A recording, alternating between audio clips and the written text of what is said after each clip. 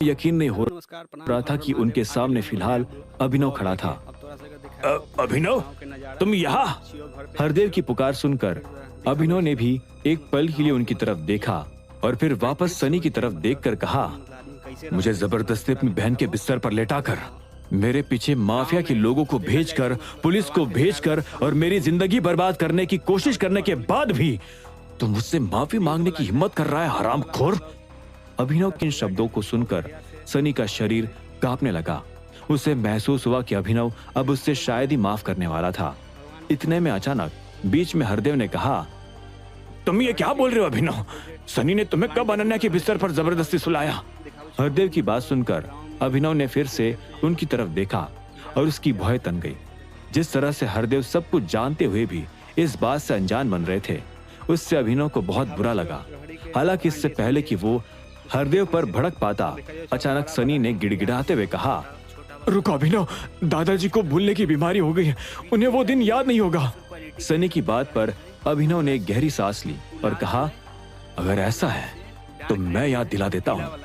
इतना कहकर अभिनव हरदेव की आंखों में देखते हुए आगे बोला, आपके इस लाडले पोते ने मुझे नशे की हालत में सड़क से उठाया था और जानबूझकर अनन्या के साथ सुला दिया था, ताकि आपको ये लगे कि मेरे और अनन्या के बीच कुछ हुआ है। इसने ऐसा इसलिए किया ताकि आप मुझे और अनन्या को गलत समझो और अनन्या से गुस्सा होकर अपनी कंपनी की कमान इस नालायक के हाथ में दे दो। अभिनव की बात सुनकर हरदेव की आंखें बड़ी हो गई। उन्हें तुरंत वो दिन भी याद आ गया था जब उन्होंने अभिनव को अनन्या के साथ देखकर उन दोनों की जबरदस्ती शादी करवा दी थी। सच जानकर हरदेव का मुंह खुला का खुला रह गया था। उन्होंने फिर सनी की तरफ देखकर पूछा, ये मैं क्या सुन रहा हूँ सनी? हरदेव के सवाल पर सनी ने अपनी नजरें झुकाई और धीरे से कहा, ये सच है दादाजी। सनी का जवाब सुनकर मानो एक पल के लिए हरदेव की दिल की धड़कनें रुक गई। उन्होंने सदमे में जाते हुए अपना अखबार नीचे रखा और सिर पकड़ लिया।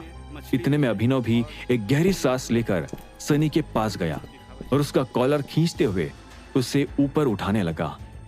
अब मेरी बात सुन, तूने जो कुछ भी बताया है ना, वो मैं पहले से जानता था, समझा? तू अनन्या का भाई है, इसलिए मैंने अपने आप को काबू में रखा है, नहीं तो तुझे कब का मारकर तेरी लाश जंगल में फेंक देता। अभिनव ने गहरी और रूखी आवाज में अपनी बात कही, जिसे सुनकर सनी के होश उड़ गए। वो ना तो ये समझ पाया कि अभिनव को इस बात का पता कैसे चला और ना ही ये सोच पाया कि उसे अब आगे क्या कहना चाहिए था। इतने में अभिनव ने एक गुस्से भरी गहरी सांस ली और सनी को कसकर एक और थप्पड़ मार दिया। ये उन गुंडों के लिए जो तूने मुझे मारने के लिए बुलाए थे। दूसरे थप्पड़ के बाद अभिनव तीसरा, चौथा और पांचवा थप्पड़ भी मारते हुए बोला, ये उस रशिया के माफिया के लिए जिसे तू लेकर आया था, ये उस कमीने चिराग के लिए जिसके जरिए तूने मुझसे अनन्या को छीनने की कोशिश की थी, और ये